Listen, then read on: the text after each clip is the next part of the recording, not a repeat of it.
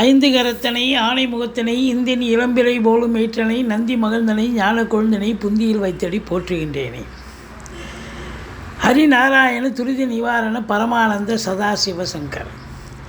யோகிராம் சுரத்குமார் யோகிராம் சுரத்குமார் யோகிராம் சுரத்குமார். ஜெயகுருராயா. உலகெங்கிலும் வாழ்ந்து கொண்டிருக்கும் புது வசந்தம் டிவி நேயர்களுக்கு டாக்டர் சைதை ராஜாவின் அன்பான வணக்கங்கள். நாம் இப்பொழுது இந்த எபிசோடில் மாத ராசி பலன்களை சொல்ல போகிறோம். வாக்கிய பஞ்சாங்க அடிப்படையில் கிரகங்கள் 12 ராசிகளுக்கும் எப்பேற்பட்ட பலனை வழங்கப் போகிறது ஒவ்வொரு ராசியாக என்பதை பார்க்கலாம் வாங்க. சிம்ம ராசி காலபுருஷனுக்கு 5வது ராசி. மகம் பூரம் உத்திரம் முதல் பாதம் உள்ளடக்கியது. இந்த சிம்ம ராசி அன்பர்களுக்கு இந்த ஆவணி மாதம் எப்படி இருக்கும்? எங்கள் ஆவணி மாதனாலே சிம்ம ராசி அன்பர்களுக்கு கொண்டாட்டம்னு சொல்லணும். ஏன்னா ராசிநாதன் அவர் என்ன மாதமாக ஃபுல்லாக அங்கே உட்காந்துருக்காரு. ஒரு மாதம்தான் இருக்க போகிறார். இந்த ஆவணி மாதம் ஒரு மாதம் ராசியில் இருக்க போகிறார். ஸோ ராசியில் இருக்கக்கூடிய எந்த ஒரு ராசிக்கும் ராசிநாதன் வந்தால் கொண்டாட்டம் தானேங்க. அப்போ இந்த சிம்ம ராசியில் பிறந்த அன்பர்களுக்கு இந்த ஆவணி மாதம் ஒரு கொண்டாட்டம். நிச்சயமாக சொல்ல முடியுமா கொண்டாட்டமா? ஆமாம், கொண்டாட்டம். சாதிக்க முடியும். அதாவது ரொம்ப நாளாக பெண்டிங்கில் இருந்த ஒர்க்கு முடியும், நிலுவையில் இருந்த வேலை முடியும்.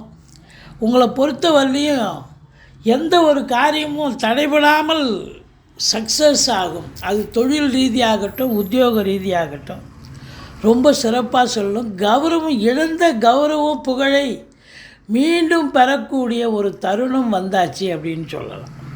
ஏன்னு சொன்னால் ராசிநாதன் ராசியில் இருக்கார். உங்களுக்கு சமூகத்தில் இருந்து வந்த புகழ், அதாவது சில காலங்கள் பிரச்சனையாக இருந்திருக்கலாம், சில கிரகங்கள் அதை தோற்று கொடுத்துருக்கலாம். இப்போ பார்த்திங்கன்னா இழந்த கௌரவத்தை மீண்டும் பெறக்கூடிய ஒரு சூழல். ராசிநாதன் ராசிக்கு வந்துட்டாலே சீரும் சிறப்புமாக இருக்கக்கூடிய ஒரு நிலை. ஆனால் ஒரே ஒரு மைனஸுங்க. சூரியனில் ஆட்சி பெற்றது சிறப்பு தான், ஆனால் சனி பார்க்குறார் பாருங்கள் கும்பத்துலேருந்து, அது சிறப்பல்ல. அப்போ என்ன அப்படின்னாக்கா சூரியன் தகப்பன், சனி பிள்ளை. அப்போது என்னன்னா இந்த காலகட்டத்தில் பார்த்திங்கன்னா சாதாரணமாக அப்பா பிள்ளைங்களுக்கு, அது எந்த ராசியாக கூட இருக்கட்டும், சிம்ம ராசின்னு மட்டும் இல்லை, எந்த ராசியாக இருந்தாலும் அப்பா பிள்ளைகளுக்கு சண்டை சச்சரவு, கருத்து வேறுபாடு வரும். மற்றபடி உங்களை பொறுத்த வரையும் சொந்த தொழில் பண்ணுறவங்களுக்கு தொழில் ரொம்ப அபிவிருத்தி ஆகும் அப்படின்னு சொல்லக்கூடிய ஒரு நிலை. உங்களுக்கு 10ஆம் இடத்தில் குரு இருக்கிறார்.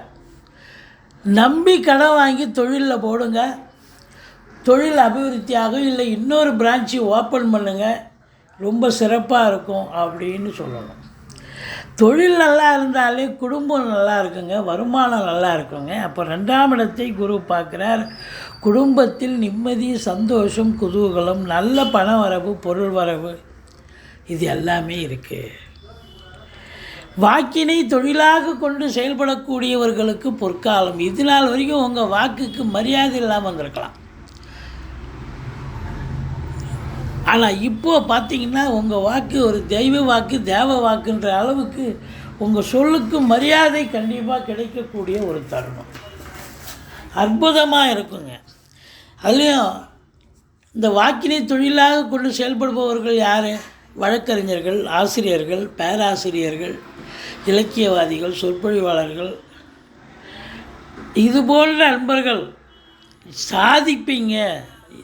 இது நாள் வரைக்கும் எங்கேப்பா இருந்தீங்க, உங்கள் திறமை எங்கேப்பா இருந்தது, இப்போ அவ்வளோ பிரமாதமாக ஒர்க் பண்ணுறீங்க அப்படின்னு கேட்குற அளவுக்கு இருக்கும்.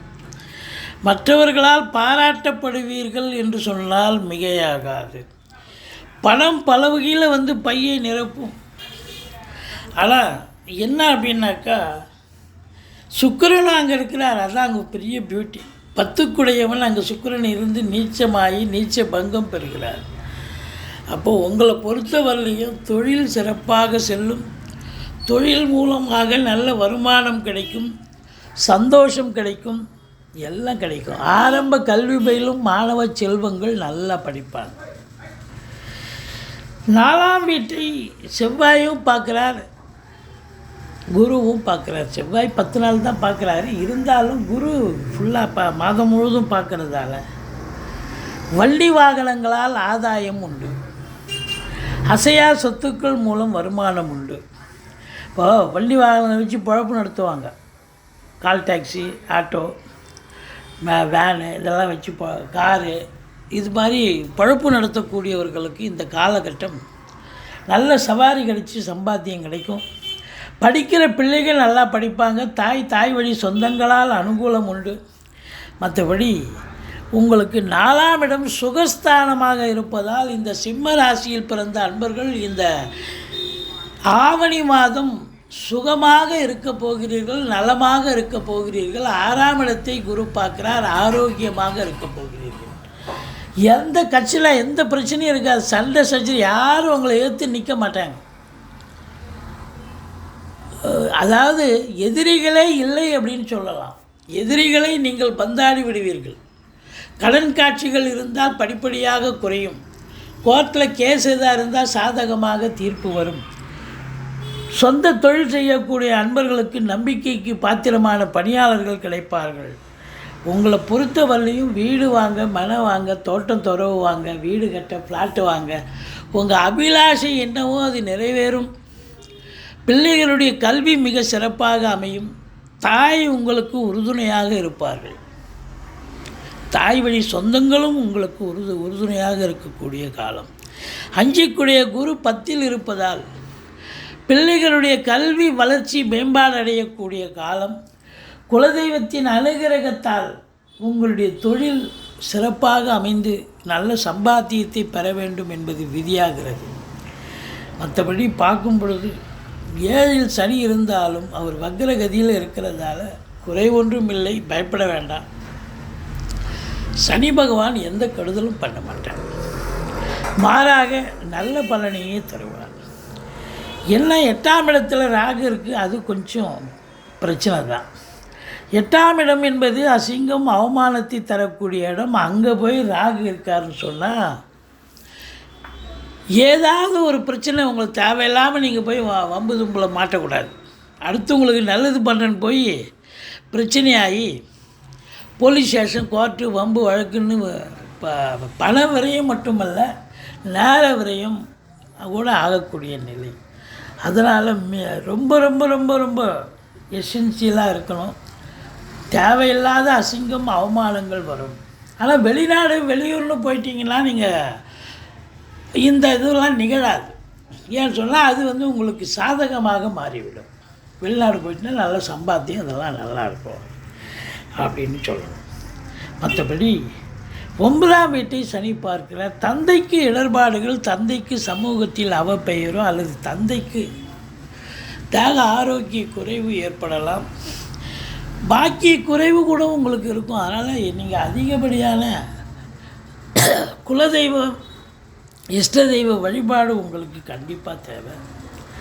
மற்றபடி 10ஆம் இடம் சிறப்பாக இருக்குது. புதுசாக தொழில் துவங்க நினைக்கிறவங்க தொழில் துவங்கலாம். வேலைக்காக முயற்சி பண்ணுறவங்க வேலைக்கு போகலாம்.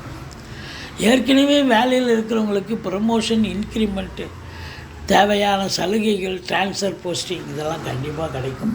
சந்தோஷமாக வேலை பார்ப்பீங்க. நிர்வாகத்தில் உங்களை பாராட்டுவார்கள். மேலிடத்தில் செல்வாக்கினை பெறுவீர்கள். சொந்த தொழில் பண்ணுறவங்களுக்கு ரெட்டிப்பு வருமானம் வரும். எங்கே கடன் கேட்டாலும் கடன் கிடச்சிருங்க. அந்த கடனை வாங்கி தொழிலில் போடுங்க. தொழில் ரெட்டிப்பாக சம்பாத்தியத்தை ஏற்படுத்தி தரும். இந்த செவ்வாய் பகவான் உங்களுக்கு 4க்கும் 9க்கும் உடையவர்.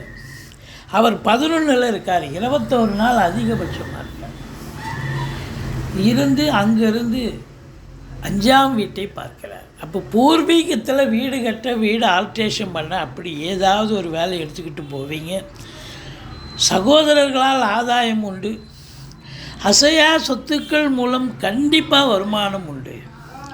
அதில் குறிப்பாக இந்த செவ்வாயினுடைய ஆதிக்கம் நிறைந்த பில்டர்ஸ், ஃப்ளாட் ப்ரமோட்டர்ஸ், கட்டிட கலைஞர்கள், புரோக்கரேஜ் பண்ணக்கூடியவர்கள், தரகர்கள், விவசாயம் சார்ந்த பிரிவு, செங்கல், மணல், ஜல்லி, ஆழ்வர்ஸ் போன்ற பிரிவில் பணிபுரிபவர்கள் இவங்க மட்டும் இல்லை, அரசாங்கத்தில் காவல்துறை, தீயணைப்புத்துறை, மருத்துவத்துறை, இராணுவத்துறை, ரசாயனத்துறை போன்ற பெரிய அதிகாரிகளாகட்டும், கடைநிலை ஊழியர்களாகட்டும், தனியார் துறையில் வேலை பார்க்குறவங்களாகட்டும், எல்லோருக்குமே இந்த காலகட்டம் ஒரு அற்புதமான ஒரு நிலை, நல்ல ஒரு சந்தோஷம், நல்ல ஒரு ரெகக்னேஷன் கிடைக்கக்கூடிய தருணம் என்று சொன்னால் மிகையாக.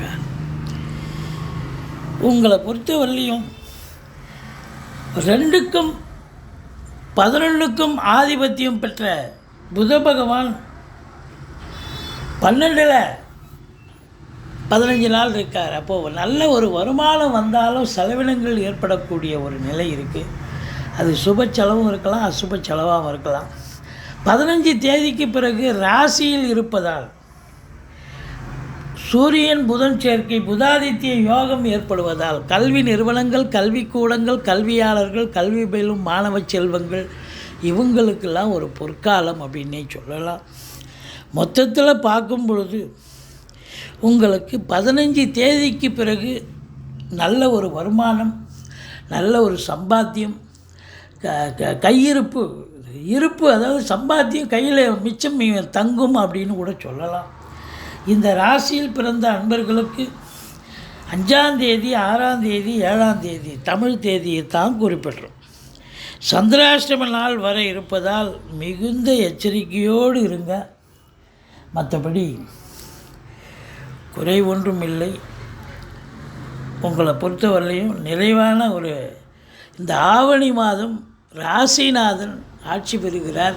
சாதிக்கக்கூடிய ஒரு மாதம் இருந்தாலும் ஒருவித பய உணர்ச்சியோடு, ஒருவித தயக்கத்தோடு செயல்படுங்கள். சாதிக்கப் போகிறீர்கள் என்று சொன்னால் மிகையாகாது. துர்க்கையை வழிபாடு செய்யுங்கள். வாழ்க்கை வளமோடும் நலமோடும் அமையும்.